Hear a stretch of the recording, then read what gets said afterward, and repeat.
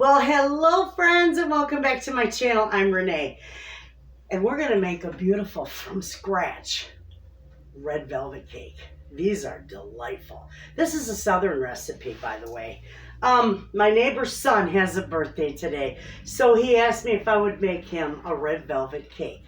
So that's what we're going to do. And gosh, look at, I got my baby mixer out. This thing is itty bitty compared to the big daddy in the pantry. Anyway,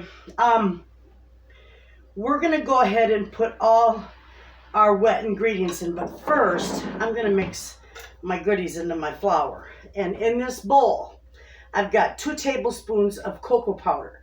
I've got 1 tablespoon each, or 1 teaspoon each, of baking soda, baking powder, and salt. That's going to go right in there. We're just going to give that a little mix. Be all done with it. Okay, set that aside. All right, so we're going to throw our sugar in here first. And I got to have 2 eggs.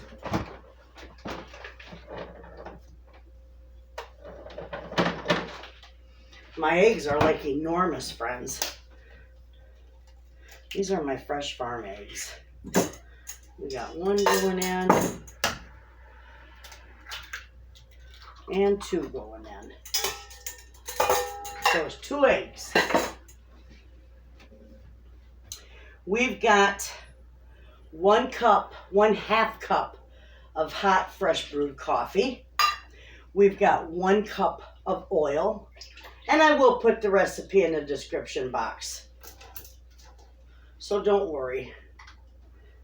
If you're trying to write it down, just go into the description box and you'll see it. Okay? And in this one, we have got 1 cup of buttermilk. This isn't clabbered milk. This is real buttermilk that I purchased at the store. I've got 2 teaspoons of vanilla in here, and I've also got 1 teaspoon of vinegar. We're going to put all that in there, okay?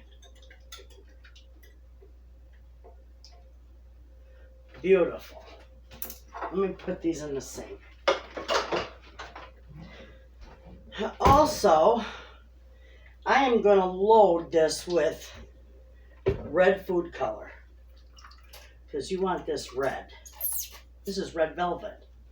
I don't know if that's enough. If this isn't enough, I'll add more. I got more. Okay, let's close this up and let's start mixing this. This is beautiful.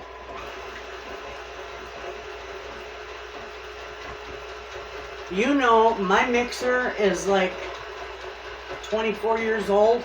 This mixer is 24 years old. KitchenAid, it's good quality, but man, you can't afford it. 24 years ago, I paid almost $300 for this mixer. Crazy, huh?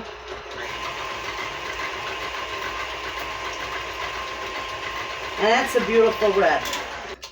Okay. See how nice and red that is? It's gorgeous. We're going to go ahead and put our dry ingredients in here. And I already told you what that was. Just turn it on to mix real slow. Once you get it incorporated, then you can whip it up a little. Okay.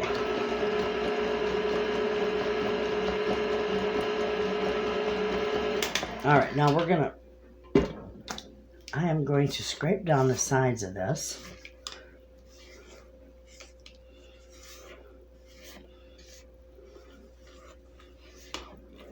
Make sure you get it off the bottom. Okay.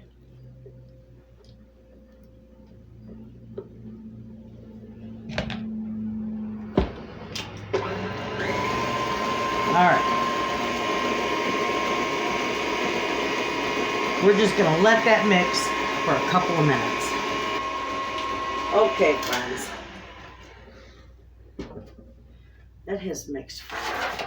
I've got my pan here and I've got it sprayed with Pam spray.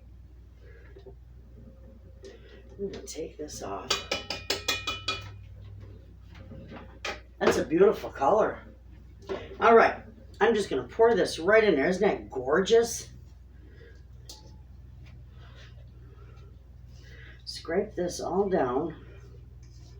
You don't want to waste any. You know, it drives me nuts when somebody dumps cake batter or anything into a pan and don't scrape the bowl. Scrape the bowl. You leave half of your cake in the bowl. All right, that's good. I guess there's a little more in there.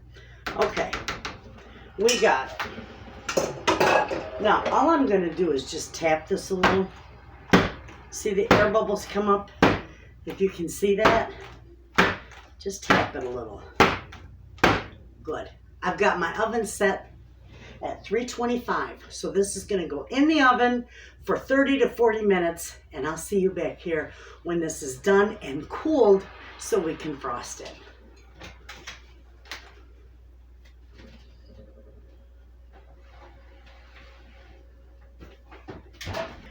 Well, okay, friends, our cake turned out gorgeous, and I am ready to frost it.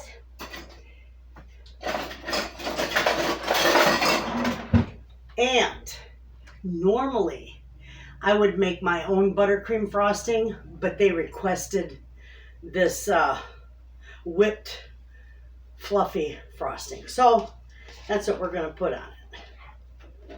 I'm just going to dump this whole jar in here because we'll probably use every bit of it, and we may even use the next one.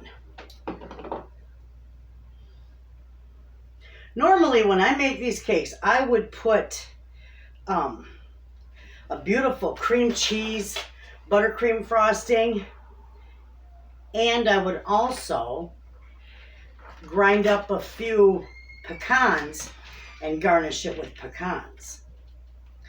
And that would be wonderful.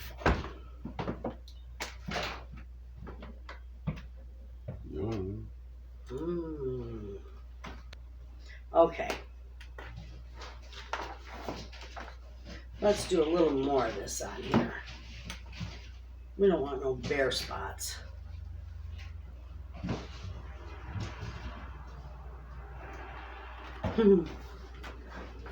A homemade cake with canned frosting. Go figure. That's all right. It's delightful anyway. I need a little more right over in here. All right. Okay.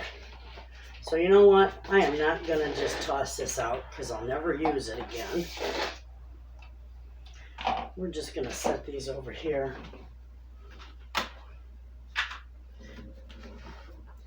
And we're going to go ahead and put all this on here.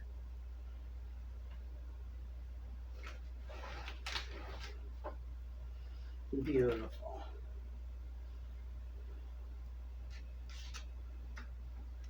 Okay. Now, I am just going to give it a little bit of a design. I'm just going to swirl and pull up. Swirl and pull up.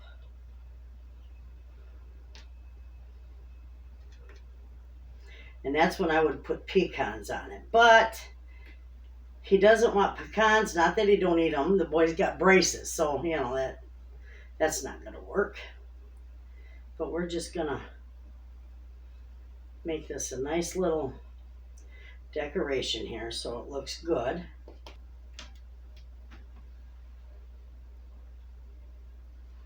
All right. And there is a darling, simple, homemade red velvet cake. Doesn't that look divine? We can't cut into it either. Darn it. I bet it's good though. That buttermilk, that coffee in that cake would make that chocolate just bloom beautifully. And the buttermilk would make it super moist.